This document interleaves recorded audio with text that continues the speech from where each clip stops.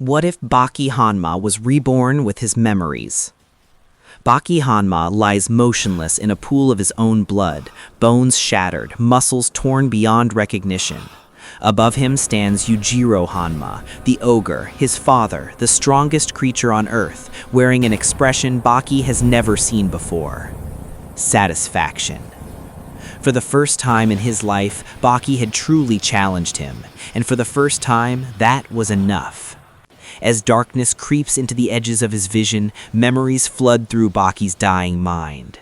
His mother's desperate eyes before Yujiro strangled her, Kozue's gentle hands trying to heal wounds that ran deeper than flesh, Pickle's prehistoric savagery, Musashi's blade, cold and absolute, thousands of fights, millions of hours destroying himself in pursuit of a strength that always remained just out of reach. One thought burns brighter than all the rest. If I had known then, would I know now? Then, nothing. Baki wakes up screaming.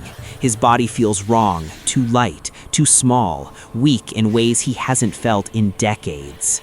Tiny hands clutch white hospital sheets as panic surges through him. Machines beep steadily nearby. Sunlight pours through a window that feels impossibly bright.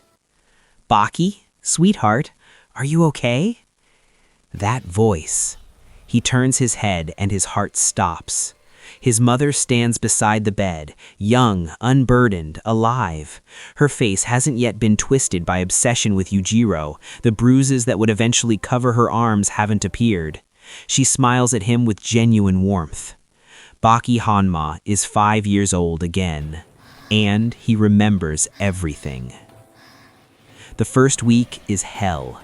Every instinct screams at him to move, to fight, to train. But when he tries to execute a technique that once came as naturally as breathing, his child's body fails completely. Muscles that once lifted grown men can barely support his own weight. Reflexes honed through 10,000 fights are trapped in a frame that can't respond. He's a master swordsman forced to wield a butter knife. The frustration nearly breaks him, until he realizes the truth. This isn't a curse, it's the greatest opportunity anyone has ever received. He possesses decades of knowledge, tactical genius, and hard-earned wisdom in a body with unlimited potential. No accumulated damage, no old injuries, no bad habits carved into muscle memory. A blank canvas that already knows the masterpiece it will become. Baki begins to plan. Everything changes, but nothing changes.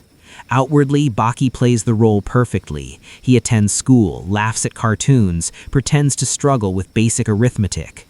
But when he's alone, his body moves with terrifying precision. Not the brutal, reckless training of his first childhood. This time, he works with surgical intelligence. He remembers every injury that permanently damaged his original body, the torn ligaments from overtraining at 7, the stress fractures from improper technique at 9. This time, he builds his foundation correctly. Progressive overload, perfect form, strategic rest. He trains like a man preparing for war, not a boy chasing his father's shadow. His mother notices the change. Emmy sees focus in her son's eyes that shouldn't exist in the child. She interprets it as natural talent, proof that Baki truly is Yujiro's heir. It breaks Baki's heart because he knows where her obsession leads. He tries everything to save her. He's kinder, more attentive, desperate to fill the void Yujiro left in her soul. He tells her she's enough, that her worth isn't measured by the ogre's approval. But fate is a merciless opponent. Yujiro arrives on Baki's 7th birthday. The air itself seems to compress under the weight of his presence. He doesn't knock, he simply appears in their home like a natural disaster, manifesting in human form. Emmy's face transforms, desperate hunger replacing motherly warmth. "Show him," she whispers to Baki, "show your father what you've become." In the original timeline, Baki had been terrified. This time, he studies Yujiro with calm analysis. He sees the micro-expressions, the subtle shifts in posture. The ogre is testing him, reading every reaction. Their eyes meet. For just a moment, something flickers in Yujiro's gaze. Recognition, confusion, The ogre senses something unnatural, experience far beyond this child's years. Yujiro smiles, not with warmth, but with interest. "You've changed," he says simply, then leaves. The night Emi dies, Baki doesn't cry. He watches his mother's final desperate attempt to prove Baki's worth to Yujiro. He watches her fail. He watches Yujiro's hands close around her throat, sees the exact moment life leaves her eyes. In the original timeline, he had collapsed, screaming, shattered. This time, Baki stands perfectly still and burns every detail into his memory. The angle of Yujiro's stance, the pressure required, the cold, empty satisfaction on Yujiro's face. He catalogs it all. Because revenge built on emotion is suicide, but revenge built on knowledge and patience, that's war. At 13, Baki enters the underground arena. The crowd expects another talented youngster, raw, aggressive, hungry for validation. Instead, they witness something that feels fundamentally wrong. Baki doesn't just win, he dismantles opponents with clinical precision. A fighter throws a haymaker, Baki steps inside the arc, disrupts the hip rotation, and delivers a palm strike that stops the heart for exactly 2 seconds, enough to end the fight without permanent damage. Another tries a grappling exchange. Baki flows around it like water, applying pressure to nerve clusters in sequences that take normal fighters 20 years to learn. He doesn't fight like a prodigy. He fights like a man preparing for war, not a boy chasing his father's shadow. The Maximum Tournament becomes his masterpiece. When Doppo Orochi faces Baki in the ring, the karate master feels ice in his veins. This boy moves with his exact timing, counters techniques Doppo invented himself. It's like fighting his own shadow, one that's already lived this fight and knows how it ends. "Who are you?" Doppo whispers after Baki defeats him without causing lasting injury. Baki only smiles.